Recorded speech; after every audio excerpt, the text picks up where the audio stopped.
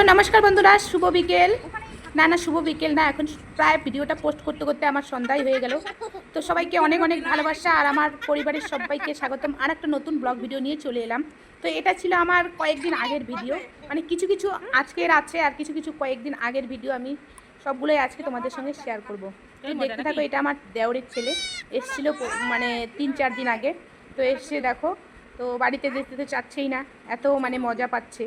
আর বাড়িতে মানে ছেলে মানুষ তো জানোই তো, ছেলে বাচ্চা কীরকম দুষ্টুমি বেশি করে একটু। তো আমার আর এক দেওর, মানে আমরা এই বাড়িতে দুই যা থাকি, মানে দুই ভাই। আর এক বাড়ি মানে পুরান বাড়িতে আমার আরও দুই দেওর থাকে, আমার শ্বশুর শাশুড়ি থাকে। আর আমরা আর কি চার ভাইয়ের মধ্যে দুই ভাই আমরা এই জায়গায় থাকি আর দুই ভাই থাকে আর একটু দূরে। তো বাড়ি যাবে না, তো মানে এসছে, আমরা যেহেতু দুজনে বড় আর ওরা দুইজন ছোট, ওদের বাড়ির থেকে মানে ঘুরতে চলে আসছে ওর জেঠুর সঙ্গে। আমার দেওরের ছেলে চলে আসছে। তো মানে আমার মেয়ের সঙ্গে আর আমার ছেলের সঙ্গে খেলতে ভীষণই ভালোবাসে। ছোটো মানুষ তো বুঝতে পারছো, জানি না বড় হলে কীরকম সম্পর্কটা থাকবে জানি না। যেমন আমাদের এখন মানে ছোটোবেলায় সম্পর্কগুলো বেশ ভালোই থাকে, বড় হওয়ার পরে তো সম্পর্কগুলো আর সম্পর্ক থাকে না, কোনো না কোনো কারণবশত মানে ভালো থাকে না আর কি আর বলবো। তো যাই হোক, তারপরে আর একটা ভিডিওতে চলে আসি। এটা ছিল আমার এক ভাসুরের, মানে আমার মামা তো ভাসুরের ছেলের বার্থডে। একটা ভিডিও আমি শেয়ার করেছিলাম। তো সেই ভিডিওতে বার্থডের কিছু অংশ আমি দেখিয়েছিলাম। তারপরে এই যে কিছু একটা অংশ রয়ে গেছিলো। তো দেখো আমরা এখানটায় খাওয়া দাওয়া করে, মানে অনেকেরই খাওয়া দাওয়া হয়ে গেছে, বাকি কয়েকজন বাকি ছিলাম। মানে ভীষণই আনন্দ করলাম। ছোট্ট মোট্ট করে বার্থডে একটা, মানে আমাদের পরিবারে তো কম লোক নেই। তো আমাদের পরিবারের যত লোক ছিল তত মানে তাদেরকে নিয়ে অনুষ্ঠানটা। আর আমার ভাসুর ঠাকুরের কয়েকজন বন্ধু এসছে, বাস এতটুকুই। তো তারপরে দেখতে থাকো তোমরা।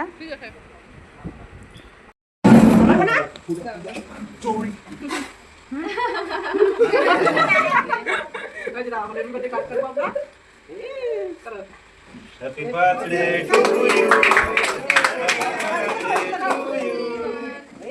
আমাদের কেক কাটা বলিয়াম কই হ্যাপি বার্থডে টু বলিয়াম নাই, খাওয়া দাওয়া এইটা খাও এইদিকে কাটু বাবা একটু কাজে লাগে। কি খাবে? তারপরে রাত্রে তো অনেক এনজয় হলো। আর রাত্রেই আমরা চলে যাবো বাড়িতে, মানে চলে আসবো রাত্রেই বাড়ি চলে আসবো।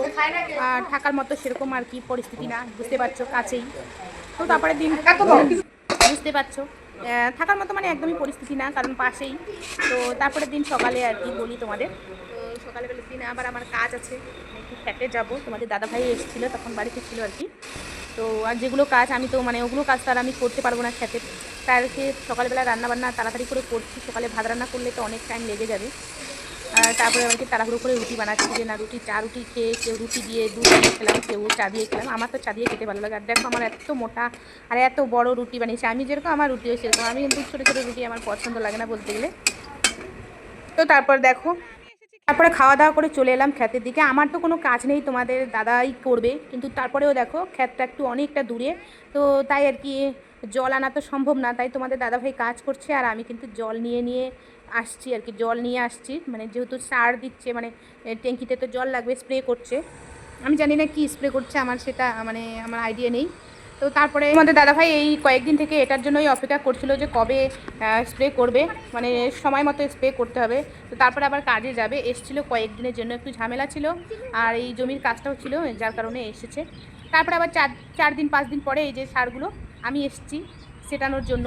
তো তোমাদের দাদাভাই তো নেই, আর অল্পই কাজ ছিল, যার কারণেই আমি আর কাউকে ডাকলাম না কাজের জন্য, আমি নিজেই করে নিলাম আর কি। তো ঠিক আছে, আজ পর্যন্তই, সবাই ভালো থেকো।